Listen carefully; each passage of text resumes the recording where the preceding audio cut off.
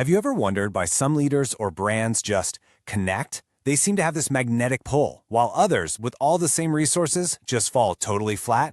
Well, I'm here to tell you it is not random. There is a predictable, powerful pattern behind truly inspirational communication. And today, we are going to break down a framework that can literally transform how you show up professionally. So here's our game plan. First, we're going to unpack that core pattern of inspiration. Then, I'll introduce you to a really powerful model called the Golden Circle. After that, we'll dive into the science of why it works so well. Then, we'll see how it fuels the spread of ideas in the real world, and we'll wrap up with how you can put your why at the very center of everything you do.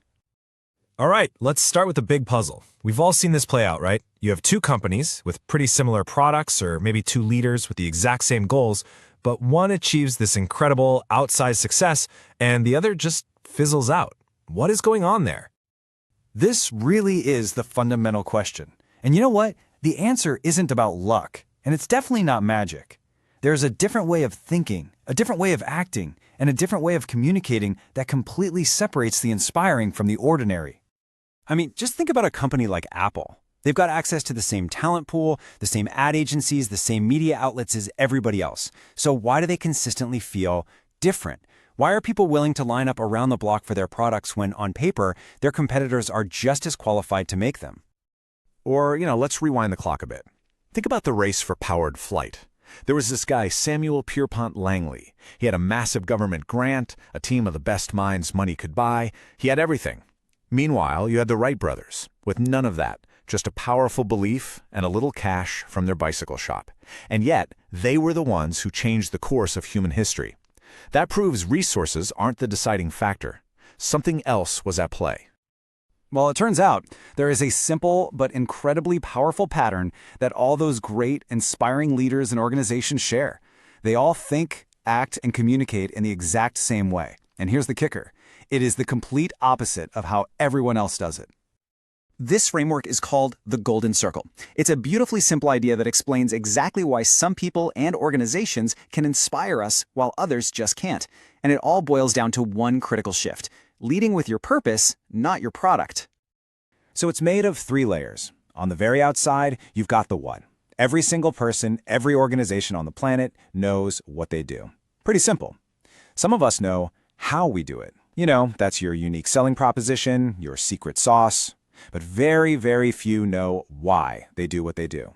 And just to be clear, the why is not about making a profit. That's always just a result. Your why is your purpose, your cause, your core belief. It's the reason you get out of bed in the morning. Okay, now let's see this in action, because this is where it all clicks. On the left, you've got the standard approach. Starts with the what, the product. It's logical, sure, but it feels kind of flat, very transactional. Now look at the right. This is the inspired approach. It starts with the why, that core belief. It connects with you on an emotional level first, and the product just becomes the tangible proof of that belief. The feeling is completely different, just by reversing the order of the information. And this right here, this is the thesis of this whole explainer. People don't buy what you do, they buy why you do it. The goal isn't just to find customers who need what you have, it's to find customers, colleagues, and collaborators who believe what you believe. Now, this isn't just some feel-good marketing theory. Not at all. This whole thing is actually rooted in hard biology. There is a very real reason this inside-out communication works on us, and it has everything to do with the way our brains are actually wired. It's kind of amazing, actually. If you were to look at a cross-section of the human brain from the top down, you'd find that its structure corresponds perfectly with the Golden Circle. The alignment is, well, it's remarkable. Okay, so the outer part of our brain, the neocortex, that's our what brain. It handles all the rational, analytical thought and language. But the central part, our limbic brain, that's where all our feelings live, things like trust and loyalty. It's responsible for all our behavior and all of our decision-making. And here's the crucial part. Our limbic brain has no capacity for language. This is where gut decisions come from. So when we communicate from the outside in, people can understand all the facts and figures you throw at them, but it doesn't drive their behavior. But when we communicate from the inside out, we're talking directly to the part of the brain that controls decision-making. That's why you can give someone all the data in the world, and they'll look at you and say, I know all the facts, but it just doesn't feel right. That's their limbic brain talking. So if starting with why connects directly with our decision-making brain, how does that actually play out in the real world? How does that help an idea go from being a niche project to a massive movement? Well, this is where another proven model comes into play. It's called the law of diffusion of innovation. It's a theory that beautifully explains how ideas and technologies spread through any population, and it breaks that population down into some very distinct groups.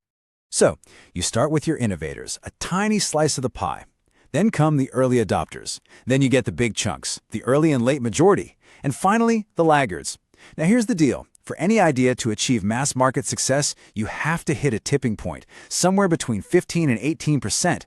You have to win over that first slice of the population first. But there's a catch.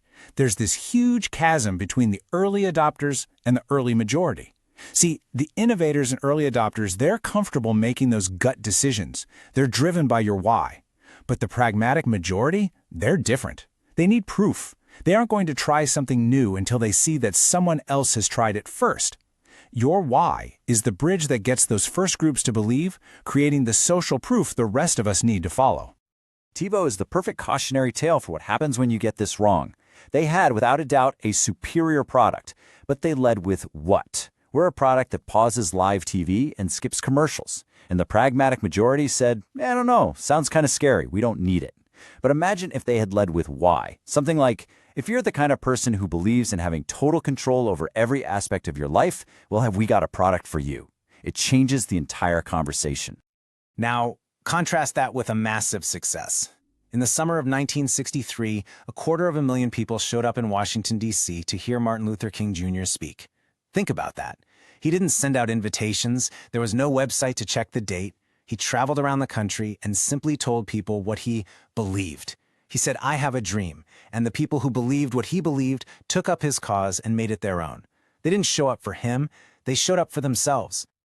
So, from global brands to history-making social movements, this pattern holds true, and it applies directly to you and your career. Whether you're pitching a new project, leading a team, or even just interviewing for a job, the people who truly inspire action are the ones who start with their purpose. Let's just land on this one more time, because it is the single most important takeaway here. People don't buy what you do, they buy why you do it. And that applies whether they're buying a product, buying into an idea, or deciding whether or not to hire you. And what that really means is that everything you create, your work, your service, your resume, all of it is simply tangible proof of your why. So when you pitch a project, don't just start with the features. Start with the problem you believe you can solve. When you write your resume, don't just list your job duties. Frame all of your experience as evidence of what drives you. When you can clearly articulate your why, you attract people who believe what you believe. And that is the foundation of trust, loyalty, and real professional inspiration. So I'm going to leave you with this question. Just for a moment, forget about what you do and how you do it. Think deeper. What is the purpose, the cause, the belief that drives you? What is the why behind your work? Because that, right there, is where your real power to inspire truly lies.